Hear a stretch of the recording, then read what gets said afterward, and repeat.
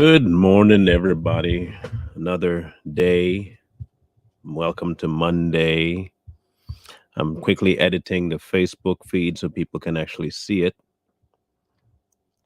So hang on 1 second since I have to do this every time now. Make sure it's there. Perfect. All right. Good. Now there should be Facebook people that can see it eventually whenever they get on. All right. Um Again, I'm going to make sure I do some disclaimers before I begin. Um I am not a scholar by the technical term, um, but I am one who um, I've experienced God Himself, and what I know of Him remains unrivaled and has been shown to me to be a 100% factual statement of who He is in the book. So I am going to be discussing His name as it is written in Hebrew, because there are have been some people who made some interesting statements last week on a couple of my threads on Facebook. And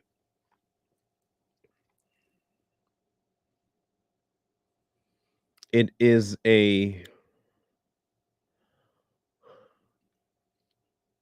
it's an interesting thing to see what parts of the description of the word that people take and run with because they want to have a certain viewpoint of God. So we're just going to slightly break down the word Elohim, see where it's used, how it's used, and take what we know about God and try and give a more robust picture of sentence structure a little bit too, and this word. So the meaning: Supreme One, Mighty One. Um, it can be both plural and singular, kind of like sheep. Depends on the context in which it's being used that you can define whether it's being applied as the plural or the singular. It is also used as, by some, this is where it sparked this conversation, that it gives leeway to people to believe that they themselves are just like God, with the whole God versus God's thing.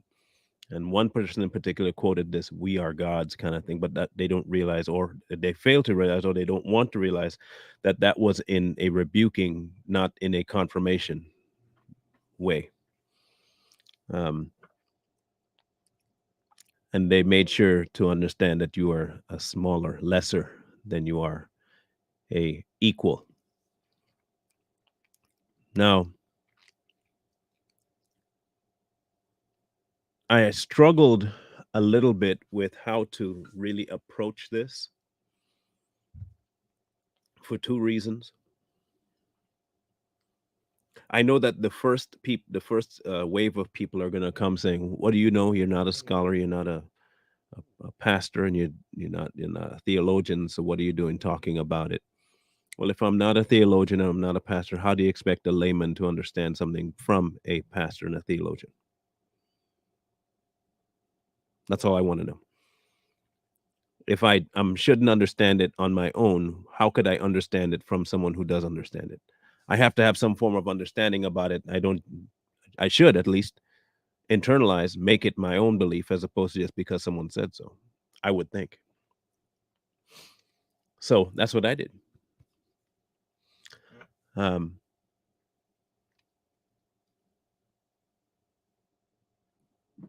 I've been through a bunch of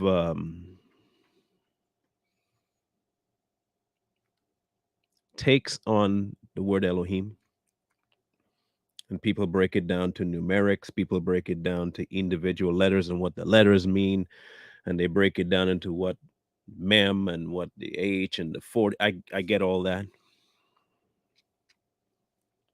Where I'm going to approach is from the angle that made me understand certain things.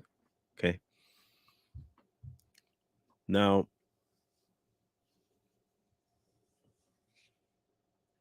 I realize that a lot of people that don't want to submit to a single, all encompassing, direct rulership of God will find ways to mitigate his control, relegate him to just an entity that they can manipulate, and in a lot of cases, give credence to what they want to believe about him, and whatever that lies to be, they want to keep it. They want to keep it. So what they end up doing is taking, and I know they call it confirmation bias. No, I don't care about all them terms. I'm just telling you that when you go in hoping to find something about God, you will take whatever sources you need to find to solidify your belief about him. The harder thing is to believe something about him that you may not like, but still true.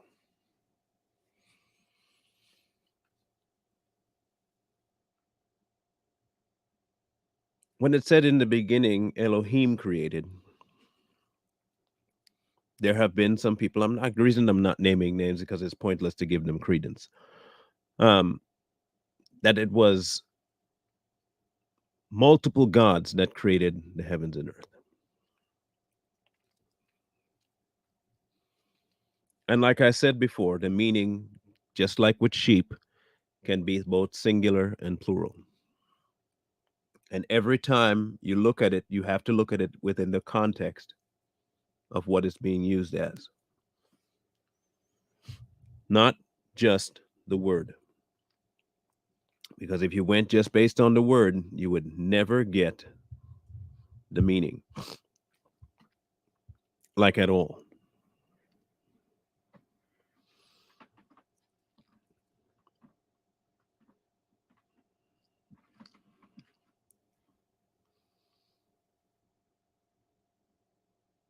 With God, people only have the choice to decide of whether they accept him or they don't. Now, when you don't, you have a whole bunch of options that open to you. When you do, you only have one. And herein lies, I think, the problem and how I have weeded through what is and isn't true about God. Here's how I this is just how I navigated it.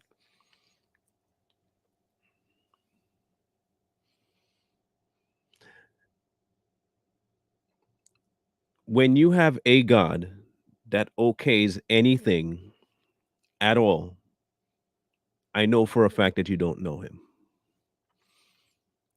But when you have a following of a God that does not allow any and everything and has a very set specific standard that is there regardless of whether you agree or disagree with it, I would more lend to your reasoning on that end than I would on the other. Why? Any God that's so accepting of everything isn't sovereign and is not worth my time. He just isn't. Why would I need a God that accepts any and everything? And why would I worship that? I can do that on my own. I can accept any and everything. I don't need to have a God for that. So if that's your version of God, then in my world, you don't have a God. You are that God. Because all you're telling me is that you've now established a way for you to live the way you want with no rules.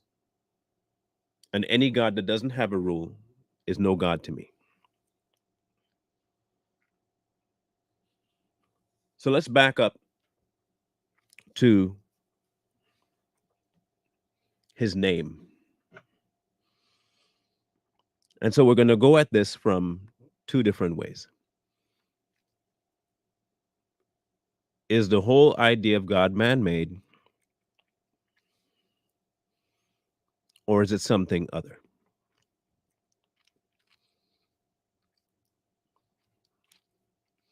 If Elohim is man-made, I have more questions than I have answers. If Elohim is self-sustaining and uncreated, I have way less questions.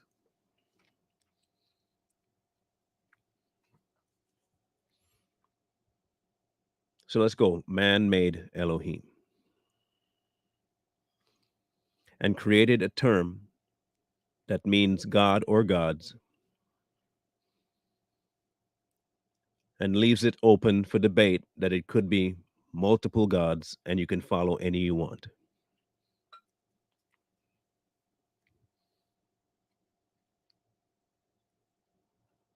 If that is the case,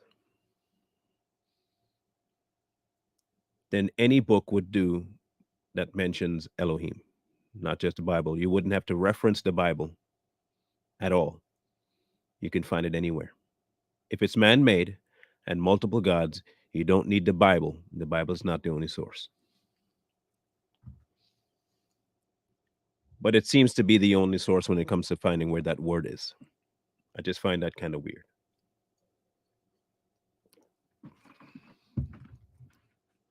So let's say you do follow any and every God,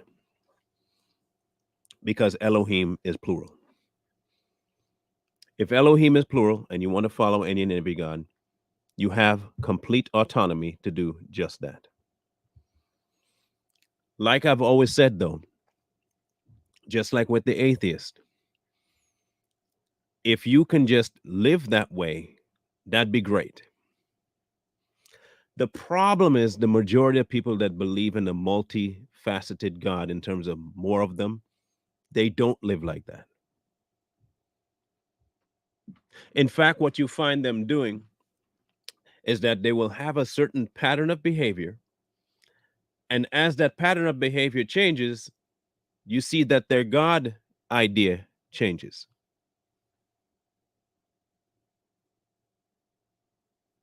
Their whole concept of God changes with their viewpoint of how they see themselves, which tells me that you don't believe in any sort of God but yourself. So why even profess it? The Elohim of the Bible is very, when I say very, I mean very strict on his following procedure. Very strict. Don't let anybody tell you that he does not have boundaries. He definitely has boundaries. And those boundaries cannot be altered by man's ideas of what they want and don't want. It's not bothered by that.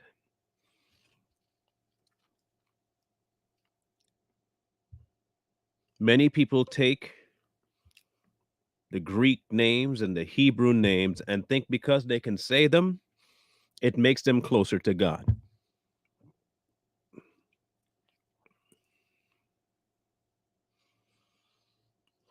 Because you're using the original Hebrew, that makes you closer to God. If that were the case,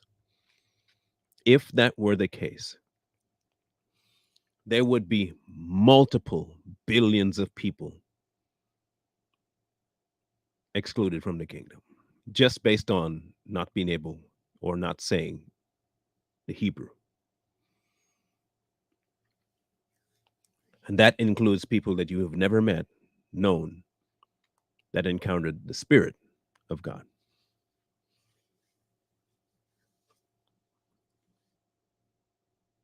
Translations are there for a reason.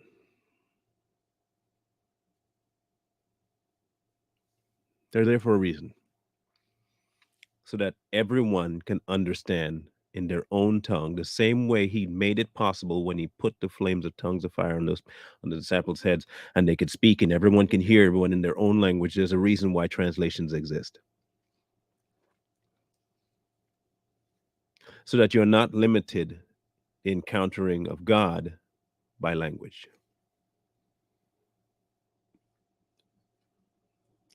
That was never his intention.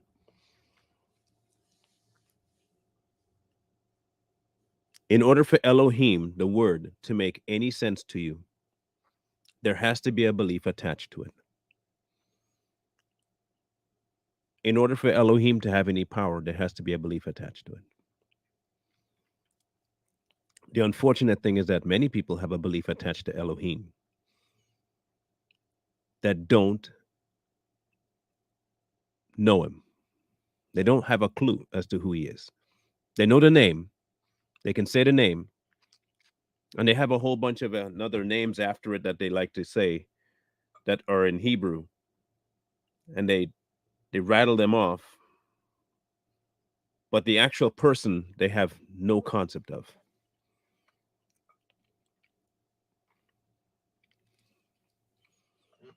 In other words, they're no different than a Pharisee or a Sadducee. They're no different.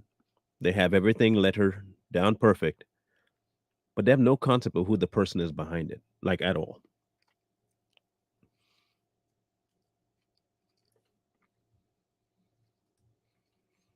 Elohim is used almost 2,700 times in the Bible. 2,700.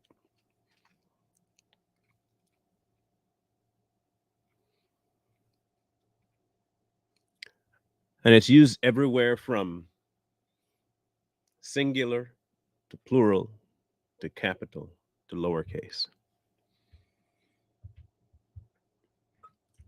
And the biggest difference is in who has the headship when it's said.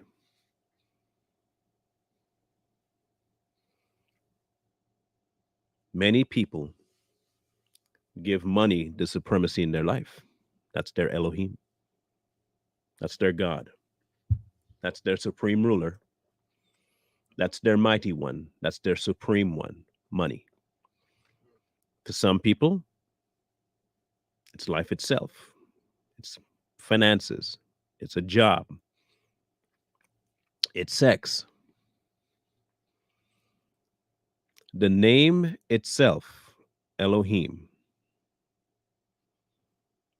with the meaning of supreme one, can apply to anything that you put in that role. Meaning, if you don't know God, just because you know the term Elohim does not make you a believer.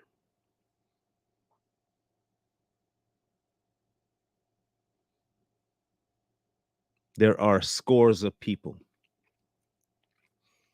that put many things in the place of God, and they regard it as their Elohim.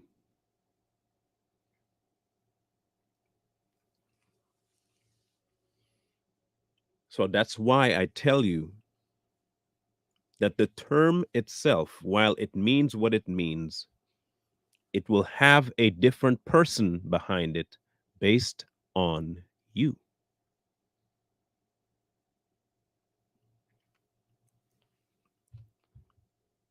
He is God. Okay, so let's get to some hard facts about some stuff, and whether people like it or not, agree or don't, that's I don't care. I really don't care. Like when I say I don't care, I don't care.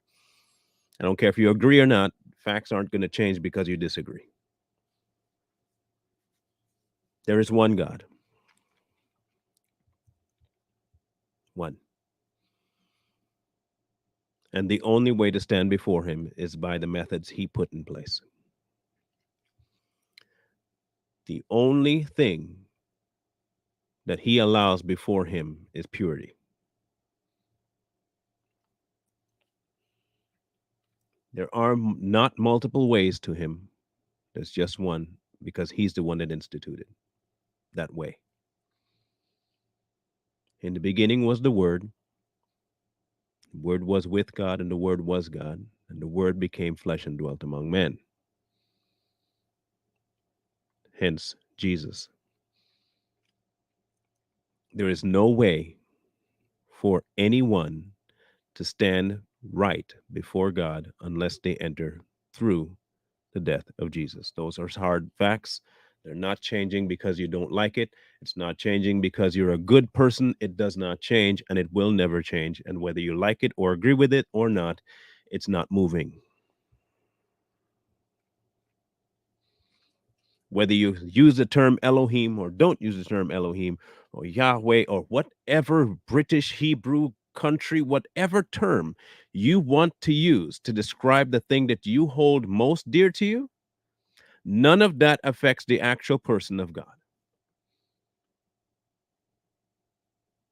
None of it.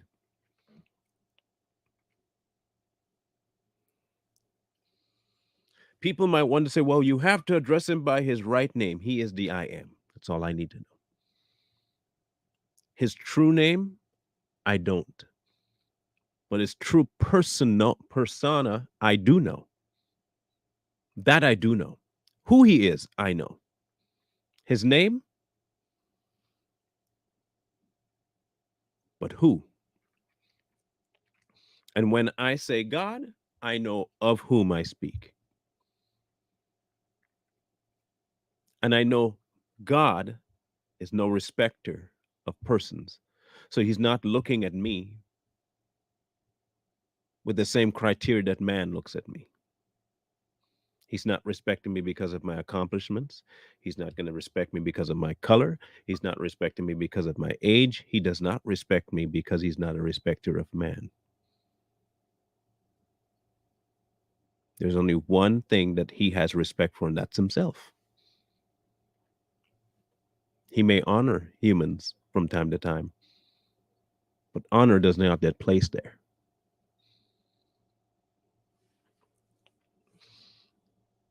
And once I know those truths about God, the term Elohim, if I chose to use it, would apply to him.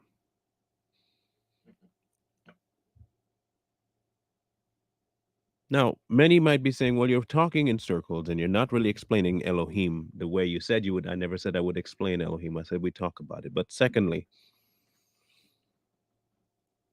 going into all of the historical and grammatical explanations of Elohim will not get you closer to him. I could break down the word Elohim to digits and numbers and meanings and a whole bunch of history and all of that. It will not get you closer to him. What it may do is explain to you a little bit more about the scope of the name, but the person of the name, that's not going to introduce you to him at all.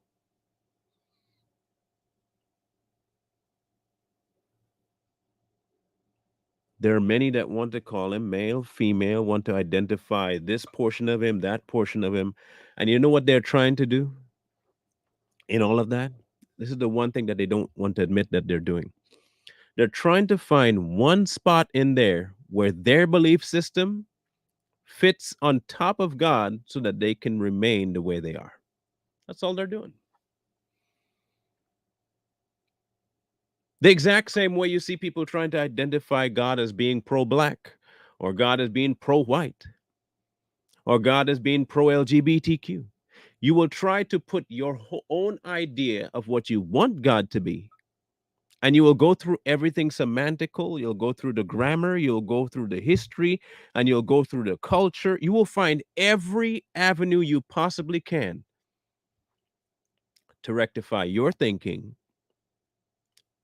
to his name to justify your living.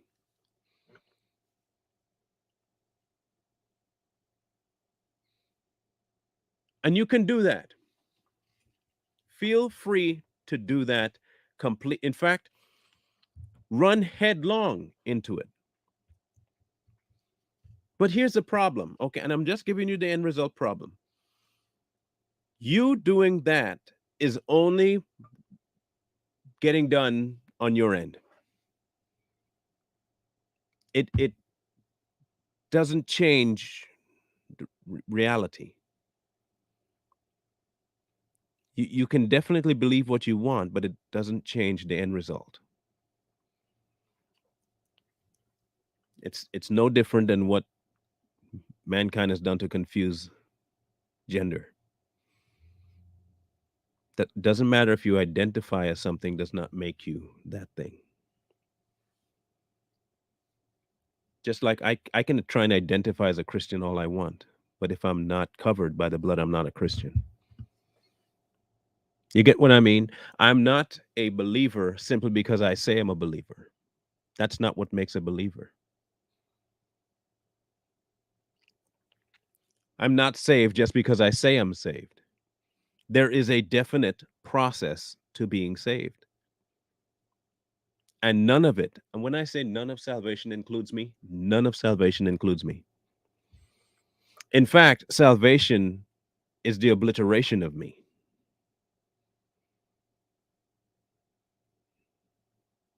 So that means everything I believe goes out the door about myself. That goes out the door. And if I have a belief structure that keeps God in a box that I want, that has to die too. So no matter what I think of Elohim, no matter how many books I read about Elohim, no matter how many descriptions and meanings of it, how many cultures have used it, what is it in large case, lower case, multiple, singular, no matter what I believe about the word Elohim, it does not change him.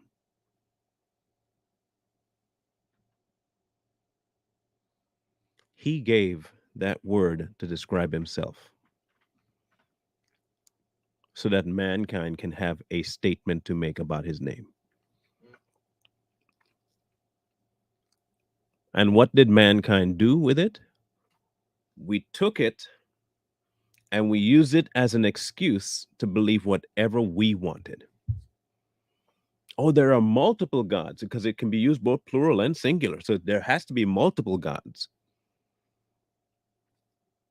Maybe we can be gods.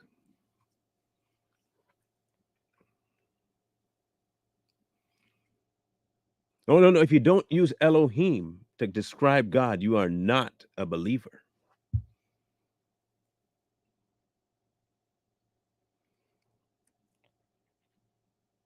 No, and you have to put a whole bunch of the other terms behind it in order for you to understand who you're talking about.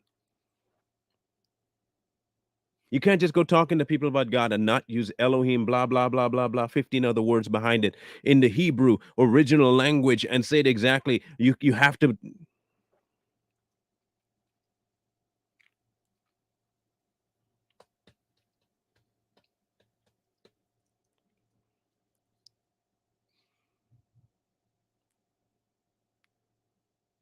If you want to use whatever term you want to use it. All I'm saying is this: using the word will never replace the relationship to the person behind the word. It will never do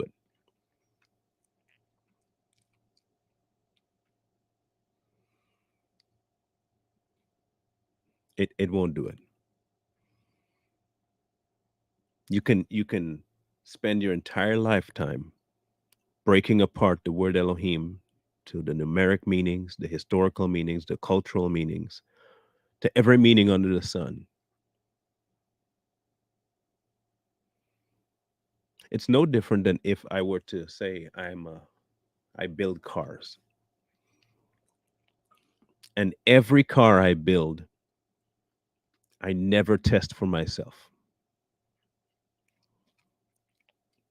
In fact, I have never sat in any of the seats that I designed. Never test drove it, never pressed the gas, I've never turned on a single vehicle that I made. But I want to say that I fully trust that car. And then I want you to step into the car and drive it too. Have you driven? I don't need to drive it. I'm the one that designed it. You just go ahead.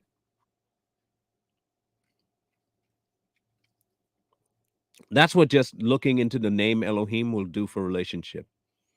And you know what will happen? People that see you will never want to test drive what you've got. You've never test driven it, but you can break down every particle of the car and every particle of the name I can tell you exactly how much horsepower. I can tell you how much gas mileage it gets. I can tell you what the brake sensitivity is in logic, but I will never be able to tell you in experience what the car does.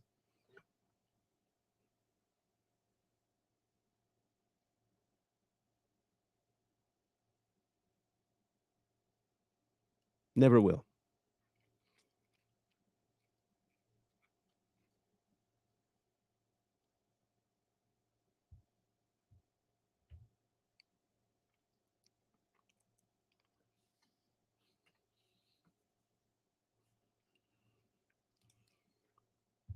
Getting to know God is not hard work.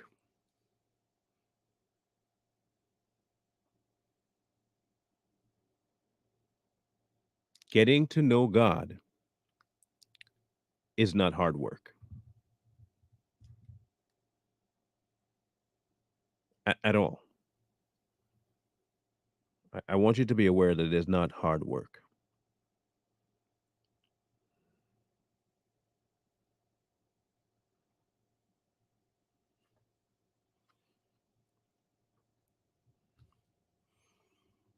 When people decide it's hard work, it's because there's something that they refuse to let go of because they can't see the next step and they're not willing to trust him with that next step. So they refuse to take that step and then they consider it difficult to know him.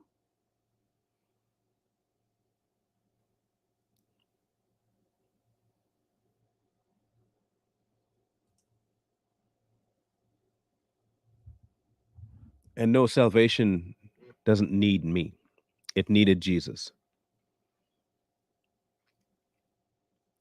It never will need me.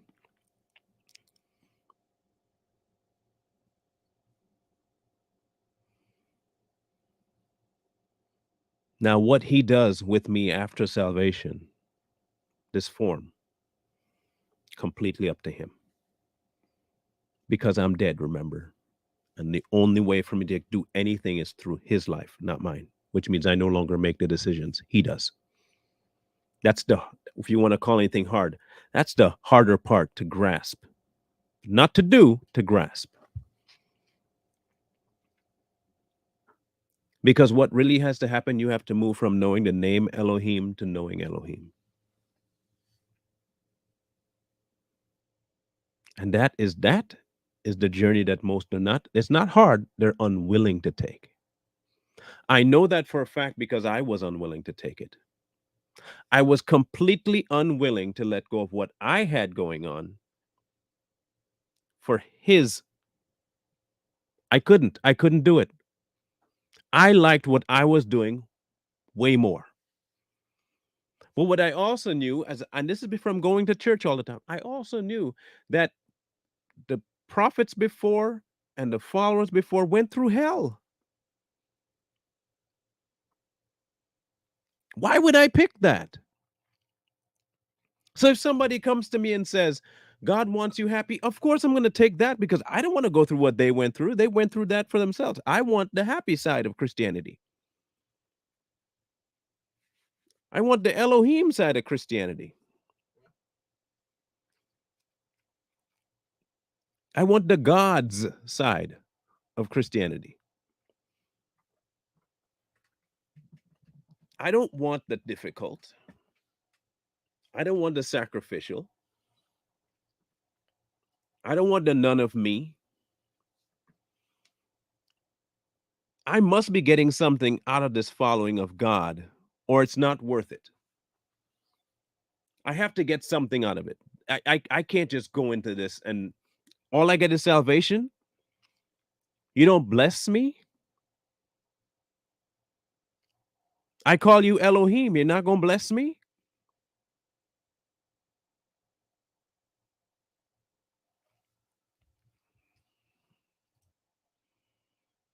This is part of the problem too with,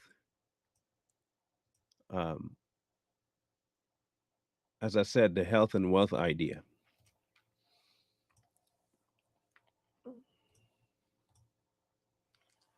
Because what we have in our minds about God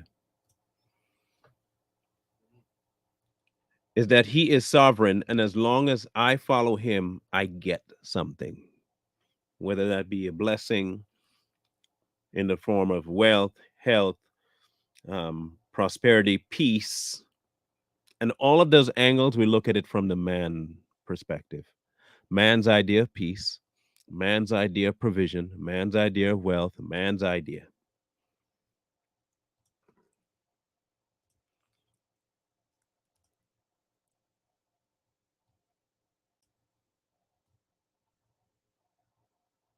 Man's idea.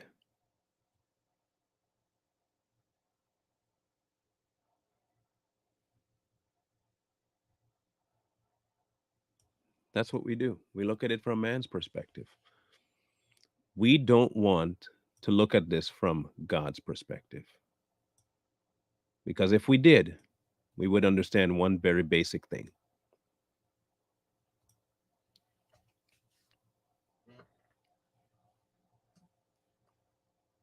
I'm dead.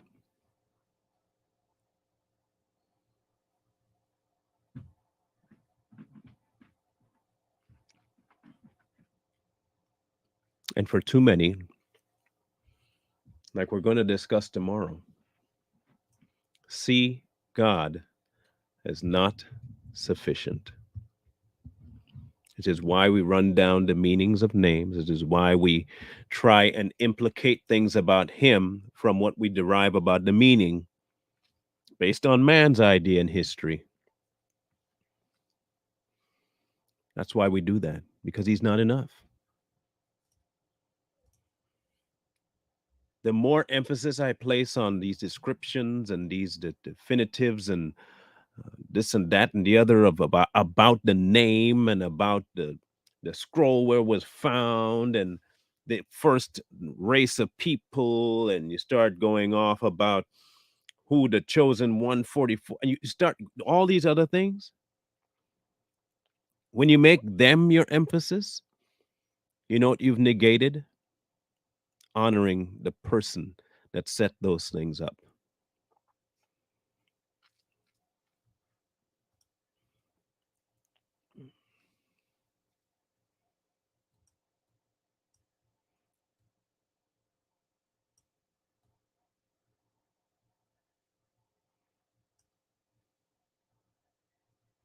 That's what happens.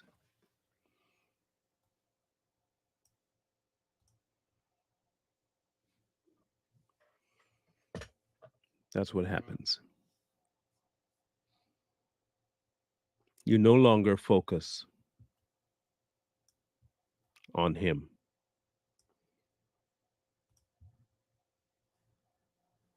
You focus on you.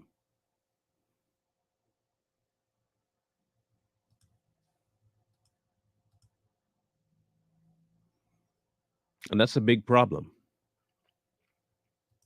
It's a pretty massive problem. Because when you become the focus point, the focal point,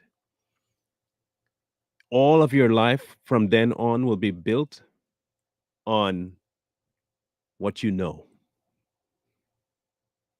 And I mean humanistic knowing, not knowing God, what you know. You can tell me when Paul lived, and you can tell me when Peter lived, you can tell me the era, you can tell me the kings that existed, you can quote the entire scripture from cover to cover. You know all the dynasties, you know all the eras, you know exactly when Moses went up on the mountain, you know everything, you know. But when I ask you, why?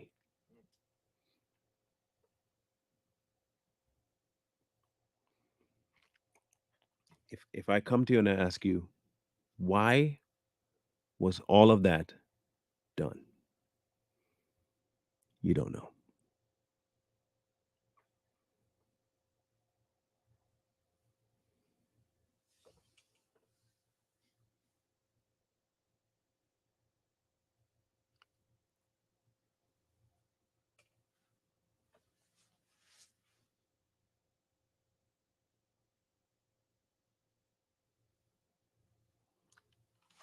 I have a question for you, Anne, real quick. I'm not, again,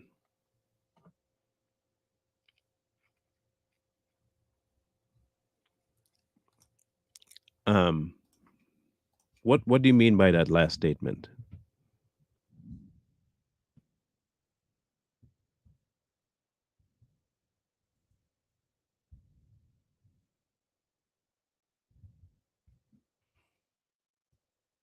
Please let me know.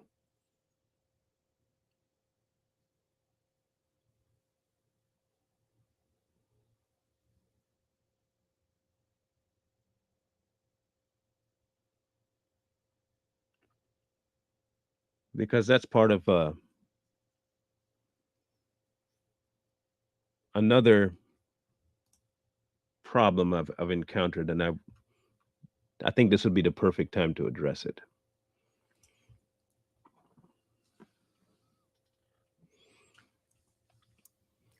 So what do you mean you are worthy? What do you mean by you are worthy?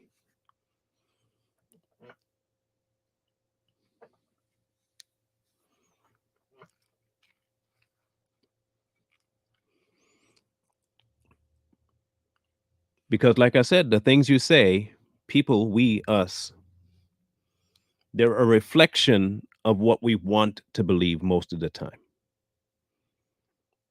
They may not always be true, but it's what we want to believe. So I'm asking that in real I want to know, and I do want to understand what you mean by you said he said that to you that you are worthy. I want to know what that meant in your mind when you said you heard that. I what do you mean that you're worthy?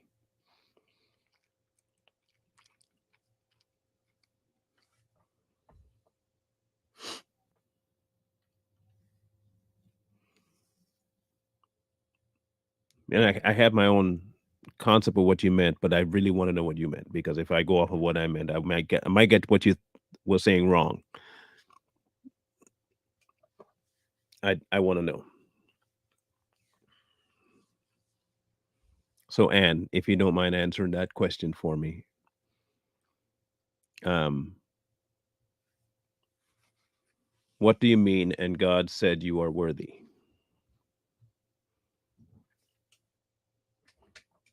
I'm just giving her a little minute here to answer the question because I'm really curious.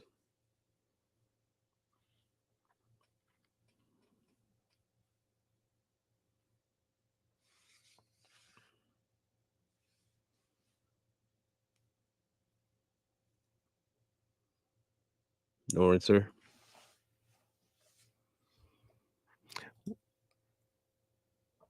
Because there are none. Um, there are no verses that says we are.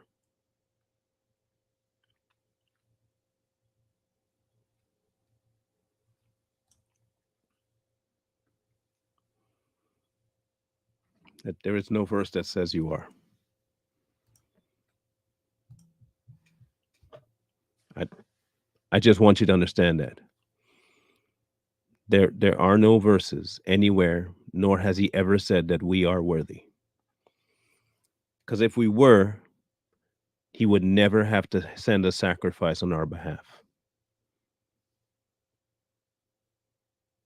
And if the sacrifice he sent was because we were worthy, what are we worthy of?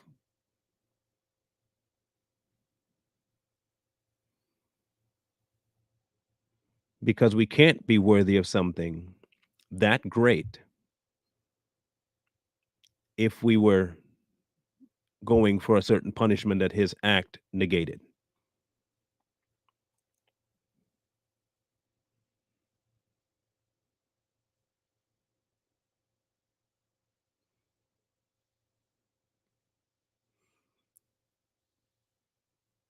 So then he is more worthy of your time. You see, I want, and this again, I'm just wanting you to change.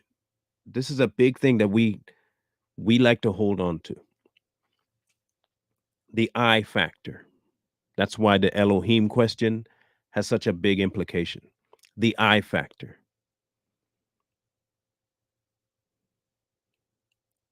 He is worthy of my praise.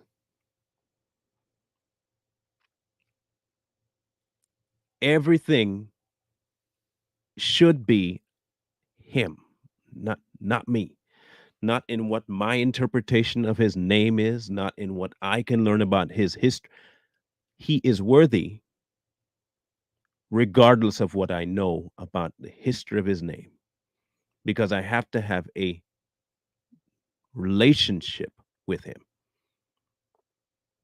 The relationship opens up everything else. When I try to come at God intellectually, I will fail to understand him personally. I will fail.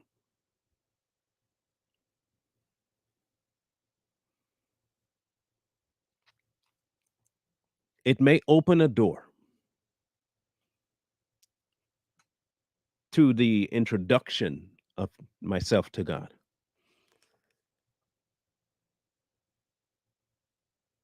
But the dwelling before him happens in relationship, because you can't get before him without accepting what you really are, and that is unworthy, and that you're only made worthy through another life that's not yours.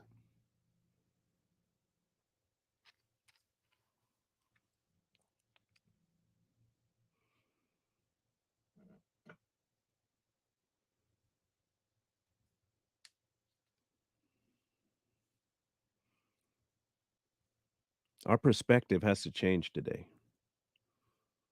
We keep falling for this I, me, I can, I bring so much, I bring so much.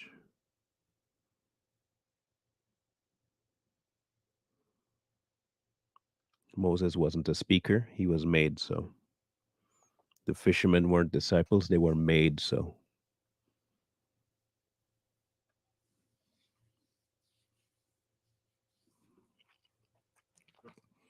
None of the great men were the greatness of themselves. They were great because God made them so. They did things that they would never have thought they could do because in reality they couldn't. I don't bring anything to the table.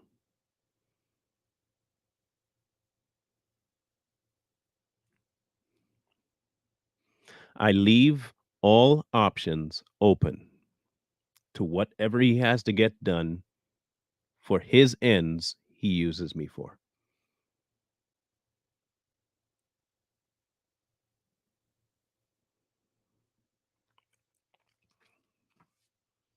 So whether I call him Elohim or just straight up God, Yeshua or Jesus,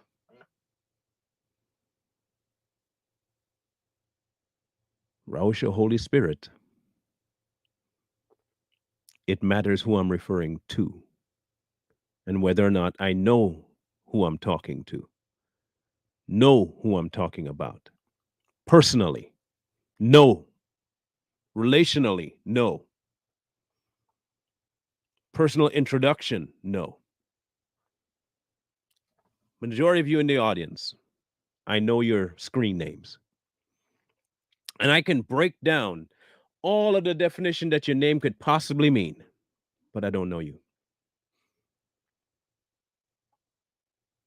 I don't know you. And you don't know me. You know this screen, but you don't know me. You can tell people of me from what you've seen, but you don't know me.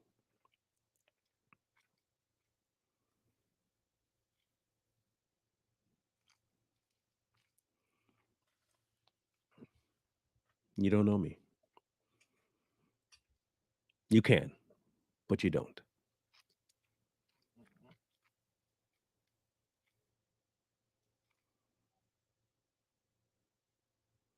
So, me going to all the books I can to find out what your name means, where it derived from, is not going to aid me in knowing you.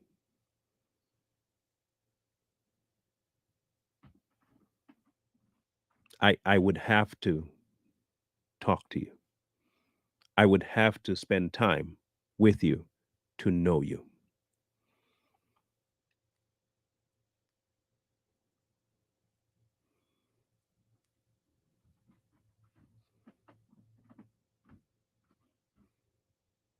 There is a massive disconnect in the church today where people take knowledge about instead of knowledge of. We want all the about, not the of. Because the of requires engaging. The of also requires you leaving a certain space that you occupy to enter his space where you no longer have supremacy. That's the of. The about is endless. Knowledge, you can walk it all the way back to wherever you want to and say you know everything. Traverse all the history books, know everything.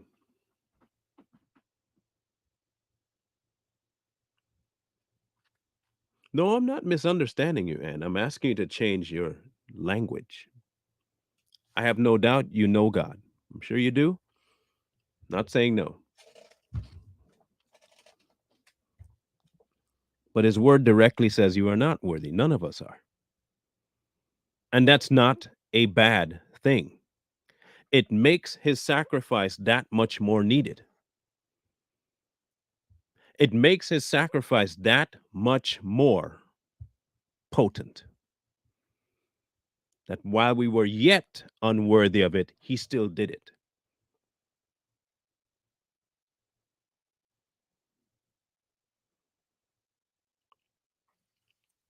Not negating his love for you. I'm not negating your love for him. I just think we have come such a far way from what our place really is that we have come into this kind of a weird location where we partially feel that what he did, we deserved. And that's the farthest thing from the truth. He did the complete opposite of what we deserved. He did the complete opposite of what we were worthy of.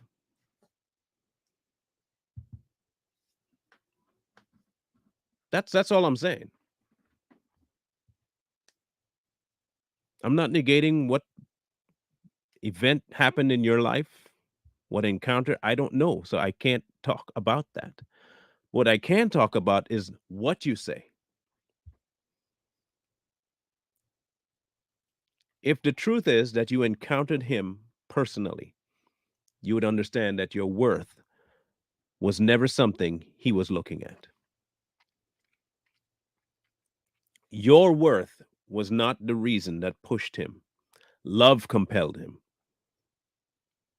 Love was always residing in him, not in who we were. Love compelled him to do what he did to save us.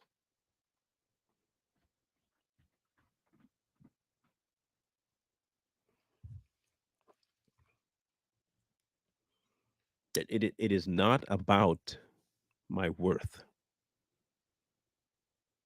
The greatness of God is that in my lack of worth, he did what he did. That's the greater portion of this. Despite my unworthiness, he made me worthy via his blood. Not on my own, not what I can offer, not how much I know his name, none of that.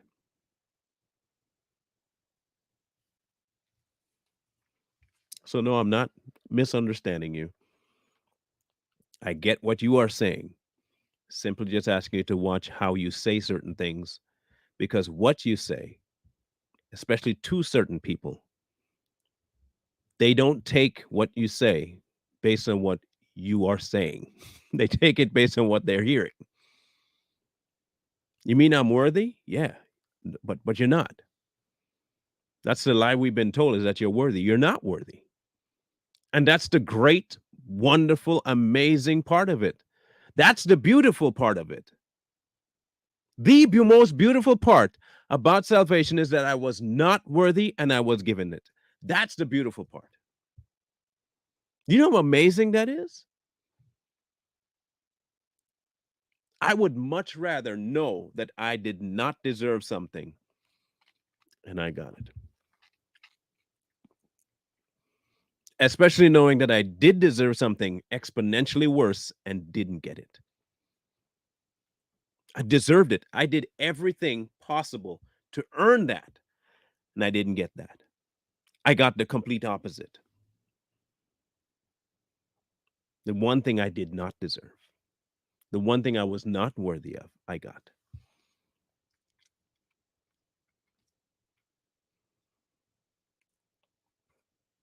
That's all I'm saying. And that's what he does. He will bring you out because his life is life indeed.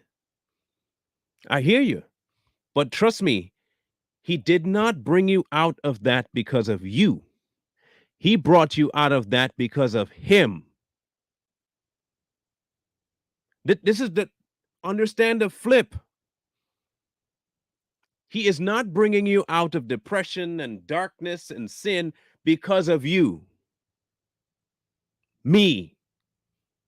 He is bringing you out of all of that because of him. The worth is not in you coming to the kingdom. The worth is the kingdom. The worth is the kingdom. You are entering into something worthy.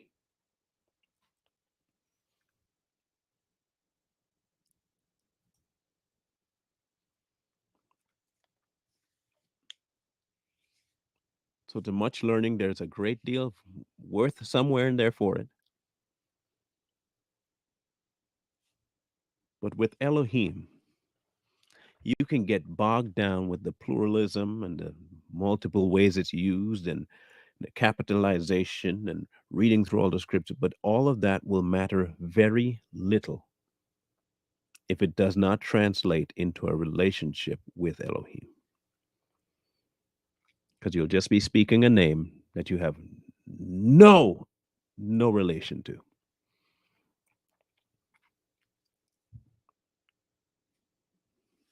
None.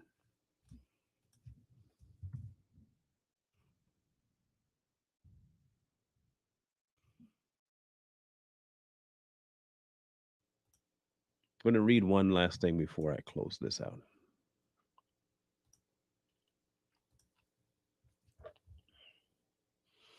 Now remember, his name is Elohim,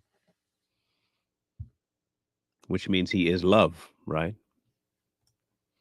Though I speak with the tongues of men and of angels, but have not love, I have become a sounding brass or a clinging cymbal. Now, many people can say love meaning loving your neighbor. No, the person of God. If you do not have God, you are a sounding brass or a clanging cymbal. And though I have the gift of prophecy and understand all mysteries and knowledge, and I have all faith so that I could remove mountains, and I don't have him, I'm nothing. Did we not prophesy in your name? Did we not cast out demons in your name? Did we not do this, this, and this, and the other in your name? But you didn't have me. You're nothing. And though I bestow all my goods to feed the poor, and I give up my body to be burned if I don't have him, it profits me nothing. You could literally replace the word love with God in there and get the exact meaning. In fact, it would be way more impactful on your walk, not on the verse and not on the truth, but on your walk. God suffers long as in kindness kind. God does not envy. God does not parade himself or is puffed up, does not behave rudely, does not seek his own, is not provoked, does not think evil, not rejoice in iniquity. It rejoices in the truth, bears all things, believes all things, hopes all things, endures all things. The persona and the embodiment of love is God himself. There is no way for you to do any of the things that love entails if you do not have love, if you don't have God, because he never fails. If you don't have him, you got nothing. I don't care what kind of philanthropist you are. I don't care how many charities you donate to. I don't care. None of that matters in the kingdom without the king. You have to decide. You have to decide whether the king is worthy or he's not, and whether he is king or not. Your place is the servant, your place is the slave. If you don't like that, you don't have to. You don't have to follow God. You don't have to listen to him. You don't have to love him. You don't have to do any of that stuff. If that's not what you want, then don't do it. Continue living the way you're living. Continue doing what you're doing. You have that right.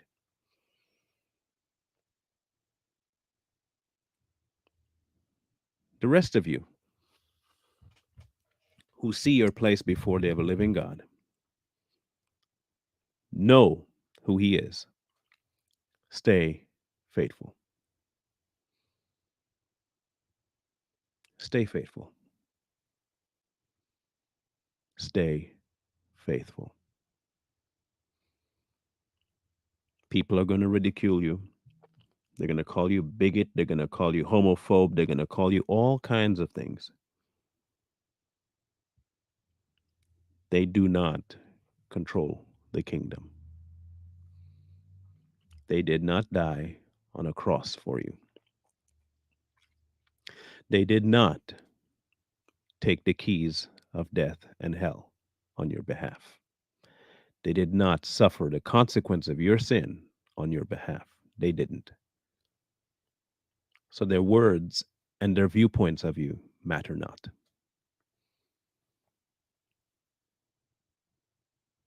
At the end of it all, they're inconsequential to your walk.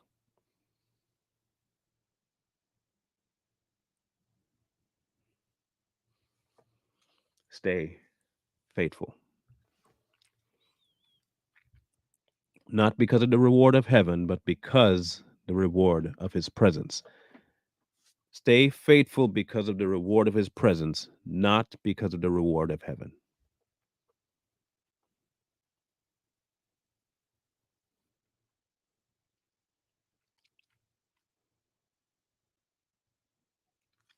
Stay faithful.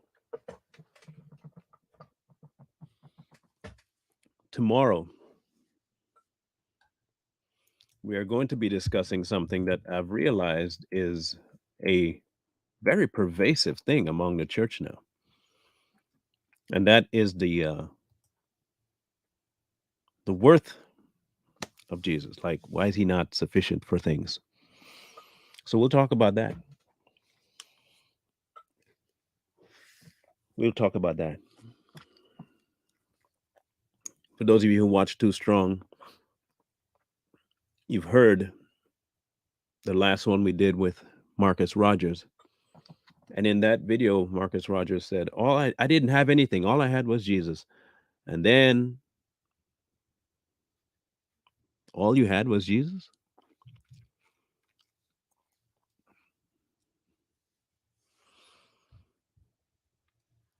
Again, how we say reflects how we view. Some of us don't even realize it. In any case, we'll talk about that tomorrow. Savage Patriots will be on today. That this particular one, like I've said before, this particular one will be a little bit different than our normal political landscape one. This one's more so about certain platforms that allow certain types of individuals onto them because they're trying to promote a certain type of thing. So if you want to catch that, it's at 6:30 today, Eastern. And we have a specific few people that we're going to be talking directly about and showing the receipts, of course, of the kinds of things that they have said that have never been restricted, never been banned, and they still have all the clout that you can possibly have on a social platform, despite what they say. Meanwhile, you can go say something about God and you're getting X'd just like that. And then tonight on Too Strong, we will be talking about the Jamie Foxx saga, and we will have Royalty on with us tonight. So don't miss that. If you haven't seen Royalty in a while, you'll get to see her tonight. And we'll have a good discussion about that. She comes with a lot of receipts on that. So don't miss that. The mix will be on tomorrow night, not tonight. It's Tuesday through Friday. So don't look for it tonight. We should have topics by tomorrow. There's a process. So we'll catch you guys then. Scrolling at the bottom, as usual.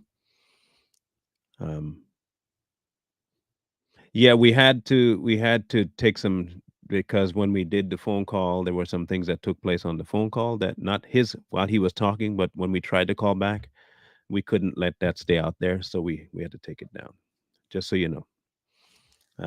We're still trying to get that interview because it is very much consequential to what's going on today. We need to hear it. So we're still trying to find a way to do it. It might be that we have to record backstage and then bring it out live. I don't know. We're still trying to find that out, work that out. Okay. My the free thinker hat is being worked on right now. I know many of you said that you wanted one, and so I'm trying to get the best design possible for it, because it is a bit of a problematic thing to figure out, just so you know.